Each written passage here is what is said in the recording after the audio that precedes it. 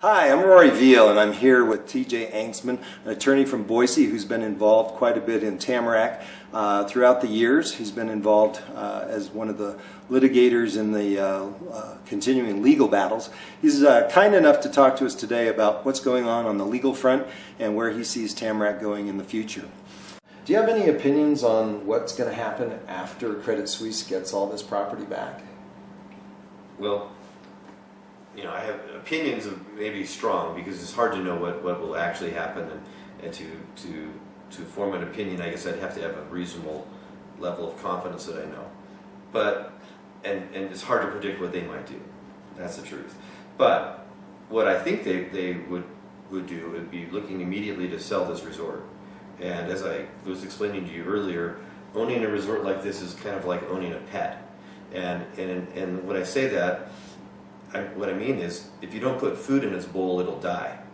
And it's expensive to take care of your pet. You have to take it to the vet when it gets sick. You have to fix it. This is a lot like that in a lot of ways.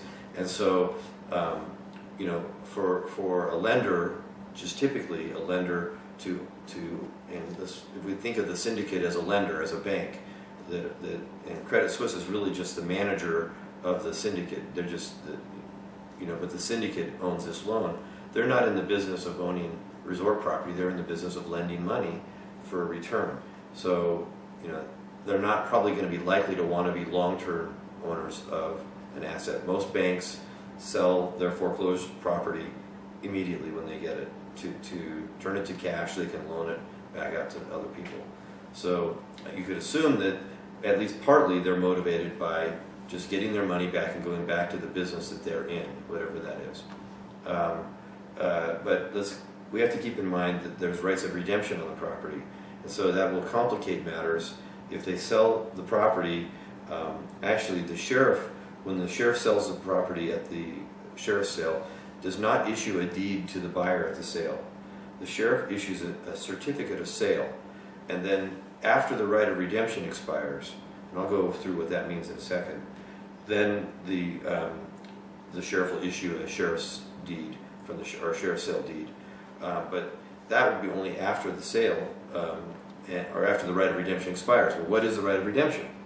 The right of redemption for parcels that are less than 20 acres is 6 months. The right of redemption for parcels more than 20 acres is a year. So the right of redemption that's involved here on some of the parcels more than 20 acres. So you're going to have a year right of redemption, some of it 6 months. There's also some other issues that come into play that I haven't seen tossed around much, but let's talk about this right of redemption a little further first. Like who has the right of redemption in this case? Okay, so the right of redemption belongs to the owner, which would be Tamarack Resort LLC, and the right of redemption belongs to any junior creditors that are wiped out by virtue of the sale. So that would be people that have judgment liens against Tamarack Resort.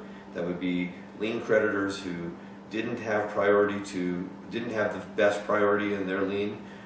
Maybe they started after Credit Suisse's loan was put on, or for whatever reason they're not in priority.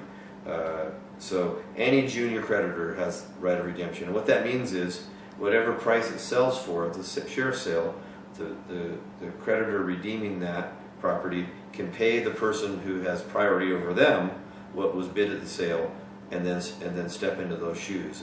And so depending on what price is paid at the sale, the right of redemption could be a valuable asset, or it could be, not worth much. So just to get one point clear, though, would Credit Suisse or the syndicate have the right at a sheriff's sale to bid their full credit amount, and that would then become the price of redemption? Yes and no. It depends on well, here's why. It depends on whether they're the one in first position who's selling the property. Okay?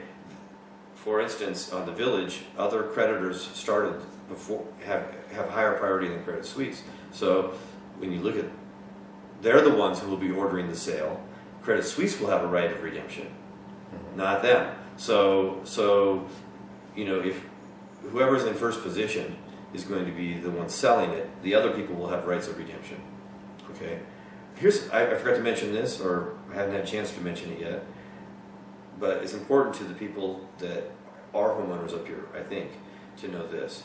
During the right of redemption, there are cases in Idaho that say if the lender forecloses and takes a piece of property back, then makes improvements to the property during the term of the right of redemption, if somebody wants to redeem the property, they do not have to reimburse the lender for the improvements they make in the interim. This is big because, you know, I could give you some examples, but for instance, if they foreclosed on the village, you know, even though that's maybe not how it's actually going to play out because they're not a priority there, if they foreclosed on the village and then went in and finished it completely in a year, if it was all part of if it was a year right of redemption, it's more reasonable to think they could finish it in a year than 6 months. But let's just say they finished it and spent $20 million, but it only went at the sale for $8 million. Whoever would redeem that property would not have to reimburse the lender for improvements made during the term of the right of redemption. There's a very recent case on this where a farm ground was improved for several $1 million during the term of the right of redemption, and the borrower wanted to redeem it at the end of the redemption period and was able to redeem it without reimbursing the lender for what was alleged to be several $1 million or multi-million-dollar improvements. It's a big deal because that means it could sit after the sale for a year while the right of redemptions expire. Thank you so much. I'd like to finish with one question. Everyone wants to know, and there's a lot of myth out there about buyers. Without disclosing anybody in particular, can you say that you know there are actually people interested in buying Tamarack if they're given the opportunity? I can say that, but I want to be careful in saying that because I'm certainly aware that there are people and have been people for the last 4 years interested in this opportunity. There have been a variety of different people involved, as we're all aware of, with the, I'm not going to name names, but with the recent press and other things that have gone on. But whether they all have credibility is really a difficult thing. Proof of funds is something you'll hear talked about a lot in these deals, but even very wealthy people are reluctant to provide proof of funds. You know, until they finish their due diligence, you know, that's a complication to them where they just want to look and see if they're even interested. But there's been a lot of interest in this property. I think there will continue to be a lot of interest. The hardest, this has not been because of the foreclosure and the different levels of priority of different people. There has not been a clear path to clear title for all of the assets for 4 years. And other than a bankruptcy sale, was probably the only real hope for a clear path to clear title to everything. And since there's not going to be a bankruptcy sale, it's going to be a sheriff's sale. You know, the assets got to get that they're going to be sold separately, and then they're going to hopefully come back into one umbrella to sell it. But that's going to be the biggest hurdle, is a path to owning all the required assets for somebody to have that confidence to buy it. But there's buyers. There's interested buyers. Great. Thank you so much.